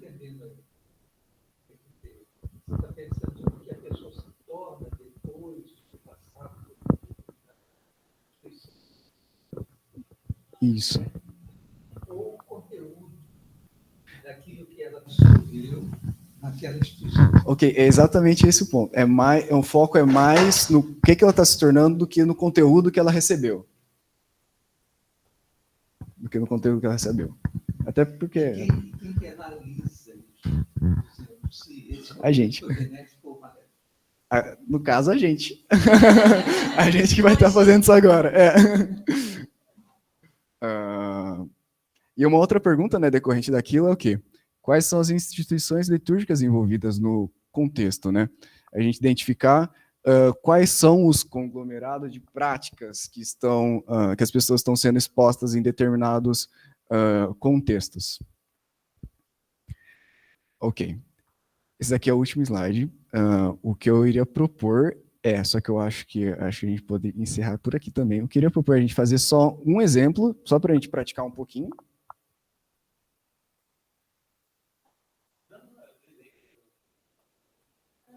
Não, pode falar. Dentro disso daí que está sendo falado, a própria parada dos fast foods e como eles influenciaram muita coisa, né? Que a ideia do fast food é ser coisa rápida. Só que aí a gente tem, vamos supor, Mercado Livre. Qual que é a proposta do Mercado Livre hoje em dia? Entrega rápida, amanhã. Se pedir agora, talvez chegue hoje, mas no máximo amanhã. A proposta do YouTube, você está com pressa 2 vezes. A gente permite você acelerar o mundo 2 vezes. Os streams também puxaram isso daí agora. Você pode acelerar, acho que até 1.75 ou 2, dependendo. Para assistir, tem a opção de você acelerar os streams. Podcast. E aí a gente tem a questão do porquê que tem um radar. Porque a nossa vida ela tem que ser rápida. É cheio de compromisso, você tem que chegar em algum lugar muito rápido. E a gente, para tentar te limitar essa pressa, a gente coloca os radares. E todas essas coisas assim nos formam. Não, é anterior. Mas já era o precursor, né? Chegar rápido no lugar. Mas assim, cada vez mais toda a proposta de que tudo que a gente tem que fazer, a gente tem que dar conta de muita coisa, né, ao mesmo tempo. E se a gente está com muita coisa e a gente não está conseguindo, eles estão facilitando para a gente ter mais tempo, porque eles estão aumentando a velocidade da gente fazer essas coisas. E isso faz a gente lidar com todas as situações, né? A gente não consegue ter um tempo de conversa, a gente fica, vamos supor, longe do celular 5 minutos, parece que passou muito tempo e a gente já quer olhar de novo. A gente fica nessa aceleração, né? Eu preciso saber o que está acontecendo porque o mundo está muito rápido. E outras coisas, né? A gente vai fazer, vamos supor, vai ler o livro, eu pego muito isso daqui comigo mesmo. Eu vou ler um livro, aí, tipo, velho, eu fui lá, li 3 páginas, eu falo, mano, nossa, já passou umas 2 horas. Aí, tipo, foi... E eu falo, meu Deus, ao mesmo tempo, assim, eu queria que isso daqui passasse muito mais rápido, porque eu sei que se eu demorar 1 hora, eu leio umas 20, mas só queria que passasse tudo muito mais rápido, só que não dá. E como isso influencia, né? Por falta de tempo, a gente... eu faço muito isso, né? Às vezes eu preciso falar com alguém, eu vou lá e ligo enquanto eu tô dirigindo, ou faço uma chamada de vídeo e vou conversando e dirigindo, porque assim, pô, eu não vou ter tempo, não quero parar o carro para eu ter que ligar, fazer uma chamada de vídeo para ter que resolver isso. Dá para fazer as 2 coisas ao mesmo tempo. Eu acho que isso é muito interessante, porque vem de coisas mais antigas que vão sendo formadas, porque né? economiza muito tempo, né? Economiza muito tempo. Dá até pra você dormir no carro enquanto dirige, assim. Tem história. Radar, mas depois. Tem história. Eu queria entender, o radar é um cuidado sobre essa aceleração?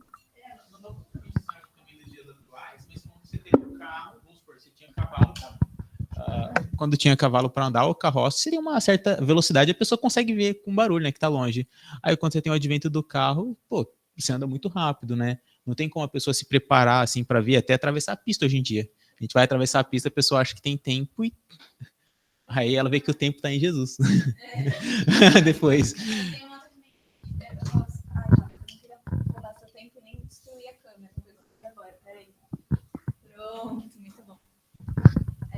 Mas acho que tem uma dimensão disso que eu acho que tem tudo a ver com o que o James Kay está falando, porque o ponto é que não é que como eu vou colocar isso? A gente só vive num tempo acelerado porque existem essas tecnologias que permitem que a gente viva esse tempo acelerado. Eu acho que é isso que o Arthur está querendo dizer, né? Se essas tecnologias não existissem e não permitissem que a gente vivesse dessa forma, a gente viveria em outro tempo. Nosso tempo seria um pouco mais devagar. Não é que a tecnologia vem para responder à nossa necessidade. A tecnologia ela vem com a necessidade. Tipo, ninguém precisa necessariamente ouvir um áudio do WhatsApp em 2 vezes, no tempo acelerado, dobrado. Mas existe essa tecnologia e isso permite que a gente tenha mais tempo para fazer outras coisas, assim. E aí a gente preenche todos os momentos do nosso tempo com muitas outras coisas. Só que isso é induzido pelas práticas, né? E por como essas tecnologias, ou enfim, e tecnologias entendendo as instituições como tecnologias também, né?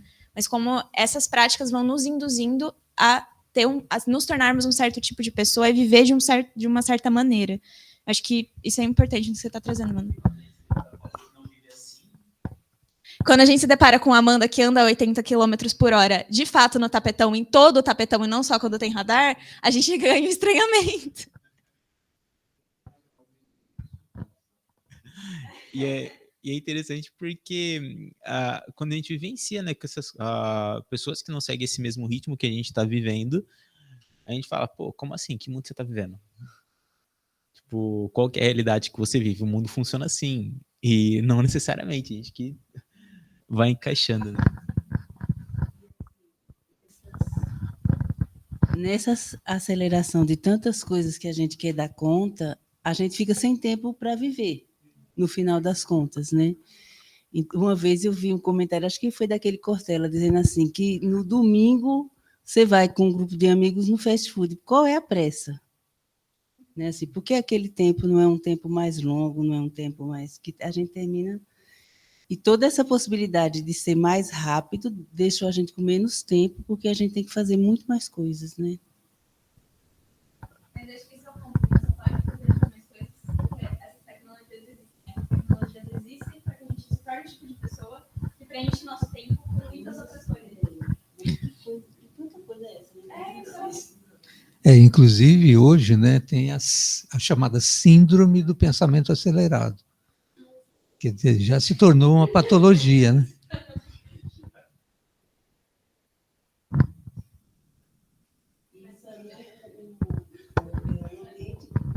Isso é um ambiente próprio para a ansiedade, né? Que é uma coisa que tem aumentado cada vez mais. A gente vive... Nada cabe, em canto nenhum, né? Fazer. E se eu não consigo fazer todas essas coisas, eu dou um tiro na cabeça. Sim. Essa é uma das razões de tanto suicídio também, né? Que fica uma expectativa de que você tem que produzir, e você não dá conta.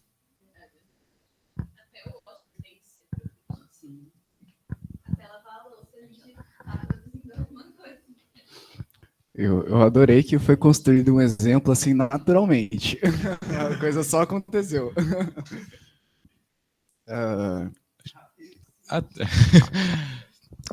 Eu achei legal Amanda, que a Amanda falou de que assim, a gente, por exemplo, no exemplo, né? A gente escuta o áudio enquanto está dirigindo porque vai sobrar mais tempo depois, né? Mas, tipo, nunca sobra tempo, né? Então, tipo, a gente tá fazendo muita coisa, acelerando muita coisa com sempre a ideia de que vai sobrar mais tempo depois, só que isso é justamente o motivo, a causa do... o motivo, né? A causa do fato de não sobrar tempo depois, né? De nunca ter tempo, né? Eu vou complementar aqui falando que, tipo, a gente faz várias coisas e tal, para dar tempo de fazer mais coisas. E aí, no final, quando a gente tem tempo, a gente fica no celular porque a gente se sente culpado de não estar fazendo alguma coisa produtiva. Aí a gente vai procurar alguma coisa produtiva para fazer e vai, tipo, ver algum vídeo, ver alguma coisa. E nunca tem um tempo só para você fazer uma coisa, tipo, nada, sabe?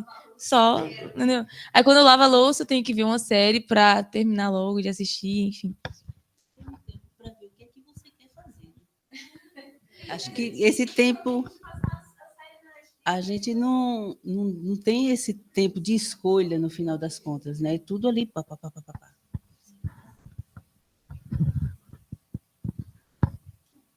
Ok.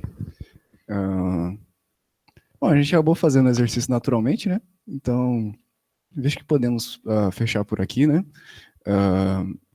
E esse exercício, né? O exercício proposto era justamente esse, né? Quais as instituições litúrgicas envolvidas no contexto? No caso do exemplo que foi levantado, né? Não é um lugar, é todo assim, né? Uma situação que estamos acelerados o tempo inteiro. Ok. Quais são as instituições envolvidas ali? E nesse caso, assim, inúmeras, né? Todas, né? Porque é tipo assim, isso é em qualquer lugar, né? E quais são as práticas e quais são as consequências dessas práticas naqueles que a praticam, né? Comentamos aqui também, né? Que era ansiedade, coisas assim. Então, acho que fechamos, gente. Certinho. Ana?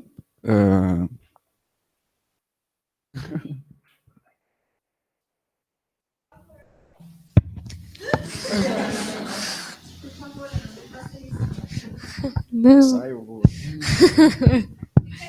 Pode ficar aí. Então. Eu não sei, eu sinto que a apresentação do Rafa, assim, já gerou muita discussão, mas queria saber se vocês têm mais alguma coisa para comentar, para falar. Então, beleza, sua vez.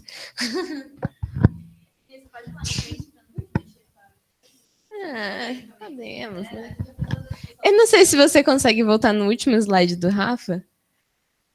Nossa. Isso, mas na penúltima pergunta. Isso.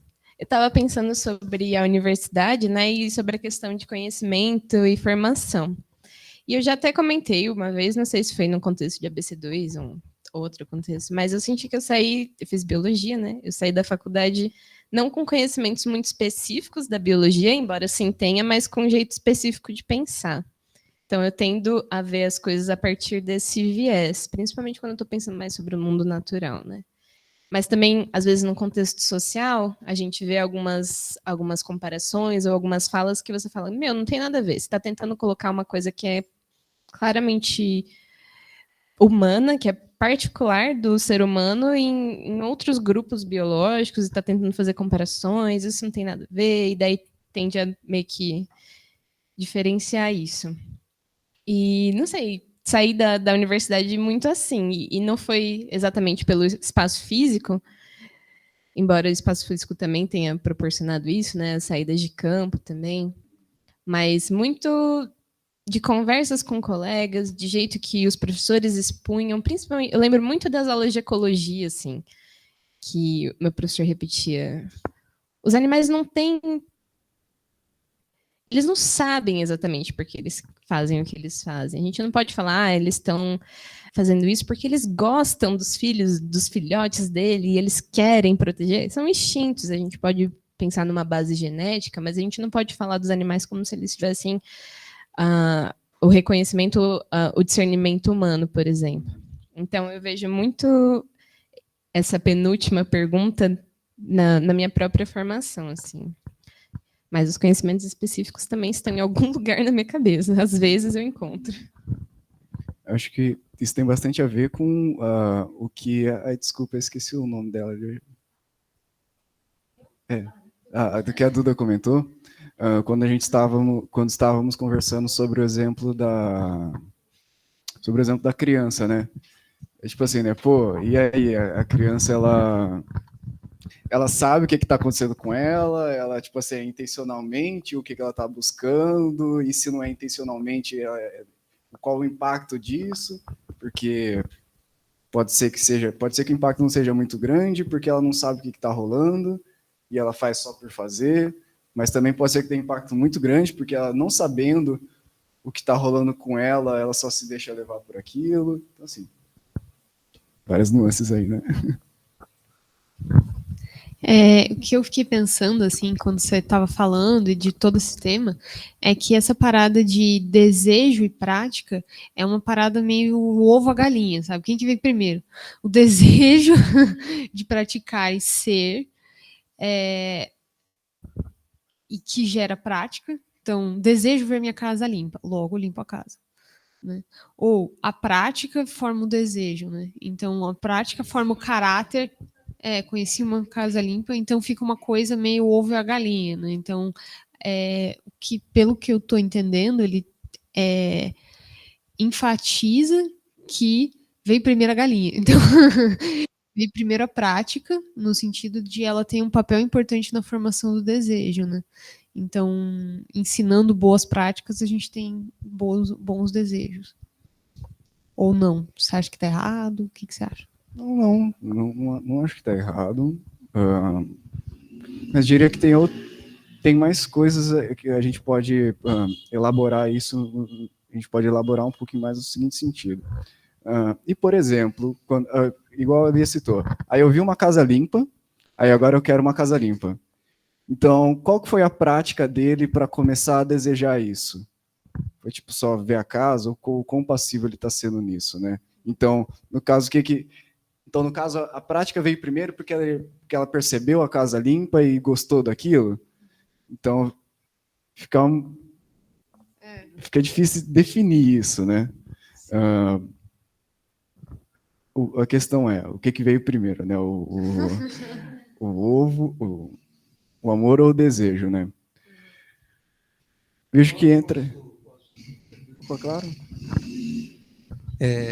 Aí eu acho que entra a nossa fé, né? Porque nós estamos conversando sobre o mundo em geral, mas eu acho que entra a fé. Nós temos um manual de instrução, que não é só um manual de instrução, é também um agente de transformação através do Espírito Santo, né? Para a gente discernir, inclusive, né? Essa prática vai fazer o quê?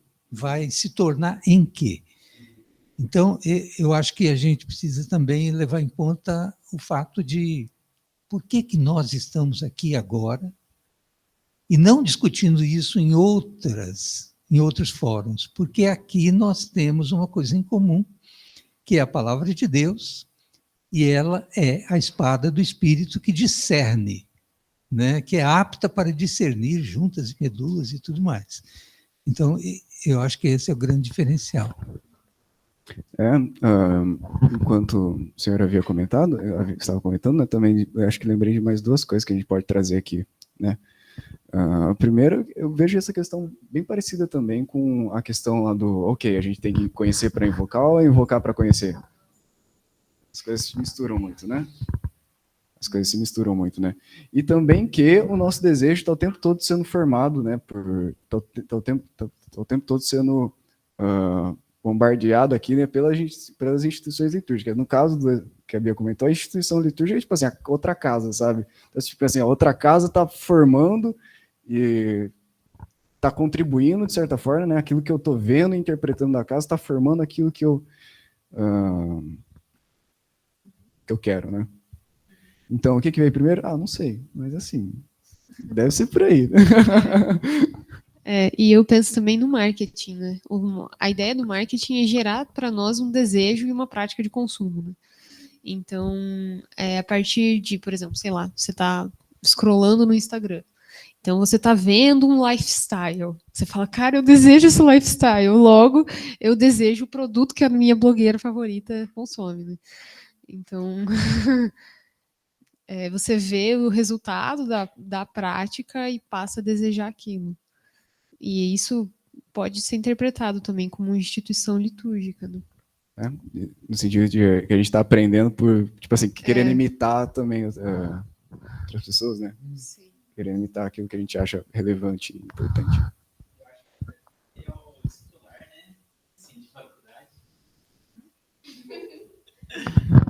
Não, nessa ideia de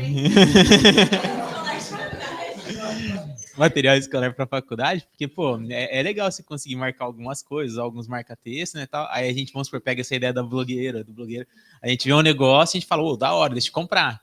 Aí a pessoa compra, a pessoa do nosso lado na faculdade fala, nossa, que negócio da hora, deixa eu comprar. Aí ela compra, aí na casa dela tem o mesmo ciclo. Aí outra pessoa na sala vai indo, aí fica nessa questão de desejo e de realização ao mesmo tempo, e no fim aquilo lá nem é muito bom. Todo mundo compra e só usou uma vez e deixou de lado porque percebe que não é prático.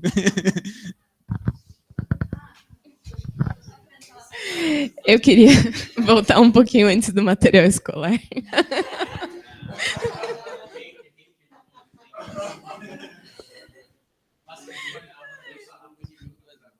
O inimigo do exemplo? Queria voltar no ponto que o Tom comentou sobre a ligação com a nossa fé. Eu gosto muito do pensamento e dessa fala de Santo Agostinho que coloca meio que... Eu entendo dessa forma, embora uma coisa meio que retroalimente a outra, né? O desejo, você deseja e você adora, e então você vai conhecer.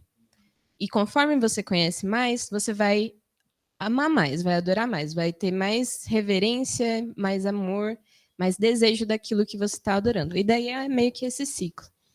E eu acho um pensamento muito singular e que eu vejo que a gente meio que está internalizando já. A gente já falou de Santo Agostinho tantas vezes e tem muitas vezes que a gente já bate o olho e fala assim, nossa, muito Santo Agostinho.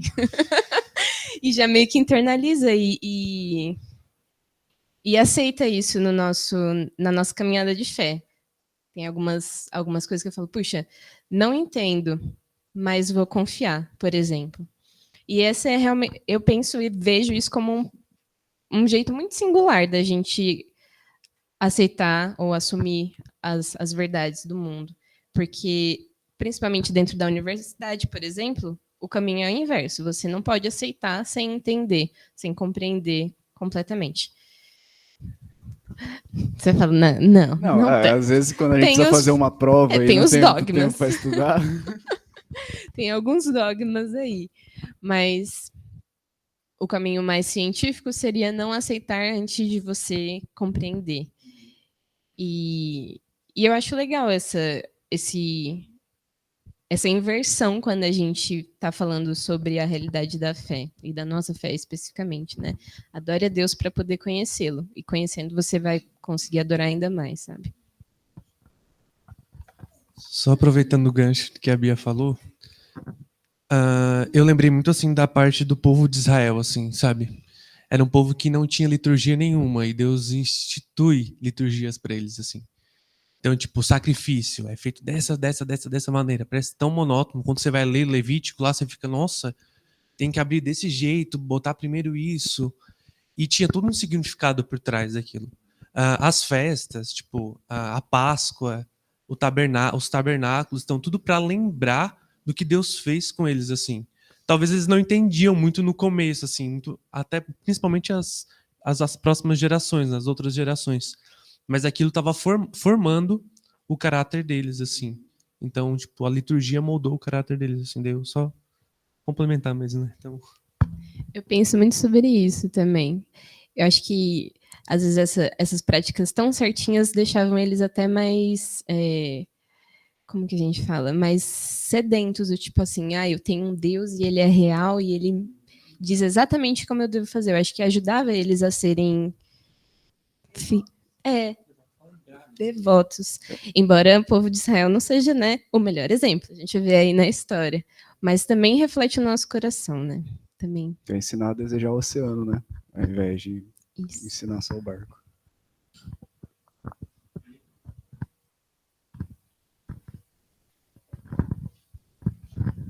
Falando disso do povo de Israel, assim, eu lembro do versículo em Isaías também que fala que vocês me honram com seus lábios, mas seu coração está longe de mim. Né? Então, a prática estava lá. Honre com seus lábios, mas o seu coração está longe de mim. Né? Então, a prática ela não é necessariamente a suficiente para mudar as volições do coração humano. Né? A gente precisa do espírito. E nisso a gente vê que o povo de Israel, Deus instituiu os rituais de Levítico também para serem feitos no intuito de ser uma prática densa, né? Uma liturgia densa.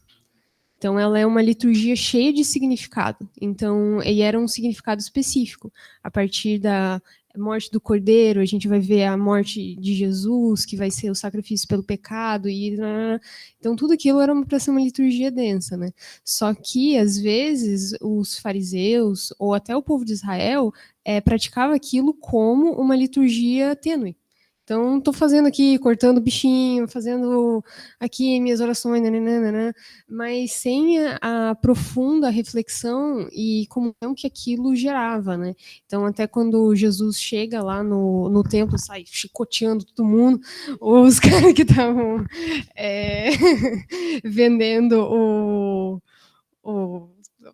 os bichinhos lá, né, para fazer o sacrifício e etc. Ele fala que a minha casa será chamada de casa de oração, mas vocês transformaram num covil, né, de ladrões. E isso dá para ver que o pessoal estava tentando acelerar o processo de sacrifício, no sentido de você não precisa catar o bichinho da sua casa, levar ele lá, a sua ovelhinha, levando ele até lá. Então, você corta todo aquele processo de preparação e internalização, meditação da liturgia, né? Então, o povo estava lá vendendo ovelhinha, então, em vez de você pensar, falar, cara, eu preciso adorar o Senhor, então vou levar a minha ovelhinha até lá, né? Vou levar as minhas rolinhas até lá pro sacrifício do pecado. O povo já estava lá facilitando e transformando aquilo numa prática quase que rotineira. né? Então, sem a densidade profunda que aquilo exigia, né? Então, eu acho que Jesus veio trazer isso como uma crítica e o Espírito veio trazer isso como uma realidade. Né? Então, a prática hoje é densa porque o Espírito Santo nos fala ao nosso espírito aquilo que a gente precisa ouvir do Senhor. Né? Então, é o Espírito Santo que, para mim, ele transforma uma liturgia tênue numa liturgia densa, cheia de significado. Né? Então, é isso.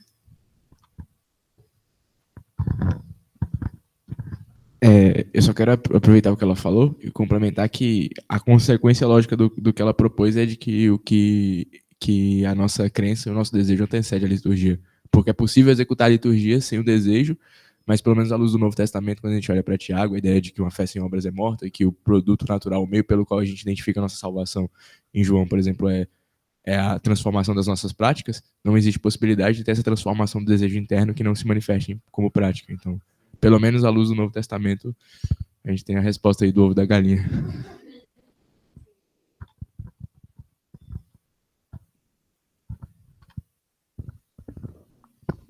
Não vou mais acrescentar. Recados? Temos recados. Mas eu acho que só antes dos recados ninguém tem mais nenhuma contribuição. Desculpa, amiga. Tá. Eu fico pensando, né, nisso, a gente citou o povo de Israel e tudo isso, eu fico pensando na nossa situação hoje. Será que a gente não faz muito parecido com os vendilhões do templo? Né? A gente quer pular etapas, a gente quer ler os 3 capítulos diários da Bíblia e vamos ler rapidamente, né? Se a gente pudesse acelerar, né? Colocar 1,5 pelo menos, a gente poderia, né? Então, como que a gente volta para um ritmo onde seria talvez mais facilitada a escuta do Espírito? Né? Porque eu acho que nesse atropelo que a gente faz do Espírito Santo, ele falou, opa, por que você fechou a porta antes de eu entrar? Né? Então, o que a gente pode olhar na nossa realidade de hoje que pode nos fazer ou retornar algumas práticas do passado, sendo que algumas delas eram muito boas, outras não, né? Mas a gente pudesse voltar a absorver aquela leitura, por exemplo, culto doméstico. Quem é que faz hoje em dia? Isso é muito raro hoje em dia. E era muito mais comum no passado, né? Então, existem práticas do passado que a gente não precisa tirar fora, né? Talvez a gente possa operar mudanças nessas práticas, né? Contextualizando para o nosso mundo de hoje, mas tentando também olhar para o mundo de hoje as coisas que estão sendo colocadas para nós quase que impositivamente, e a gente aceita sem ter tempo de avaliar, né? Eu lembro de uma pessoa que eu amava muito no passado, que era o sogro do meu irmão, e ele dizia assim, quando alguém fala para mim, olha, eu tenho um negócio aqui maravilhoso para você, mas tem que resolver logo. Eu falo, então é não. Porque se eu tenho que resolver logo, antes de pensar e orar, então é não. Quer dizer, essa coisa de poder refletir a respeito, meditar a respeito, orar a respeito, a gente precisa tomar muito cuidado, senão a gente vai querer acelerar, e aí ele fica de fora. Gente, acho que é isso, né? Encerramos com chave de ouro. E agora, recados. Gente, primeiro recado e mais importante. Aplausos para o Rafa. Parabéns, mentira. Aplausos para Ana Clara também, que estreou como presidente. E aplausos para o fato de que não tinha ninguém no Meet. Todo mundo que está aqui, está aqui. É ótimo, é maravilhoso, perfeito.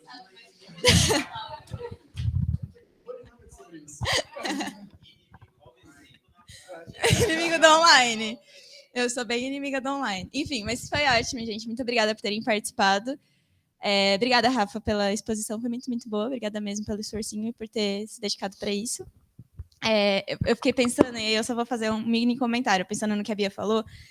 Eu fiquei pensando lá atrás o tempo inteiro, falando, tipo, nossa, como a gente tem leituras diferentes a partir do ponto em que a gente se forma mesmo, né?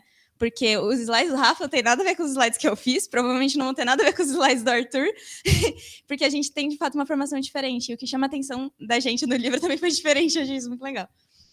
Mas, enfim. Passando disso para recados. Recado 1. A gente tem encontro daqui 21 dias, e não 15, porque tem um feriado. O capítulo 4. Se vocês tiverem dúvidas sobre qualquer coisa, vocês podem mandar mensagem para o Arthur, encher o saco dele para ele colocar na apresentação, tá bom? Que ele vai se empenhar para isso. E no dia 17, vai rolar aquele negócio lá? Vai rolar um negócio lá, que a Ana vai explicar. Gente, dia 17 de junho, todos vocês estão convidados para o Ciência Aberta. Gente, Ciência Aberta vai ser o dia que eles vão abrir os Sirius, vão abrir todos os laboratórios lá do CNPEM, e a gente vai fazer uma excursãozinha daqui até lá.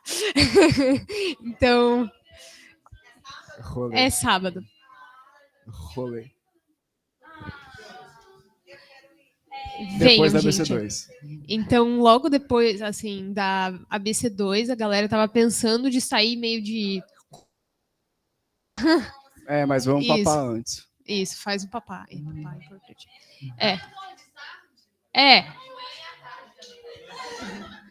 E lá procurem no stand de microscopia, vou estar lá, gente. Então é isso. Então é isso, a gente tem duas programações para dia 17, que é, vem aqui, teu encontro, ouvir o Arthur falar, blá, blá, blá, blá, blá, blá, e aí a gente vai almoçar e ir para os Sirius. Não, dia 17, é daqui 21 dias, não daqui 15. Isso, dia 17 a gente tem encontro ABC2, parte 3 do Desejando o Reino, aqui no mesmo lugar, 10 horas da manhã. Saindo daqui, a gente vai almoçar e ir pro Sirius, ok? Uhul! Ok. Ótimo, esse é o primeiro recado. Segundo recado, que é mais rápido, tá mais aqui, ó. Terça-feira agora a gente vai ter o sarau científico na CEL. Eu mandei a divulgação lá no grupo da ABC2, eu vou reforçar. Mas se inscrevam, gente. Escrevam as pesquisas de vocês e venham apresentar aquilo que vocês têm estudado.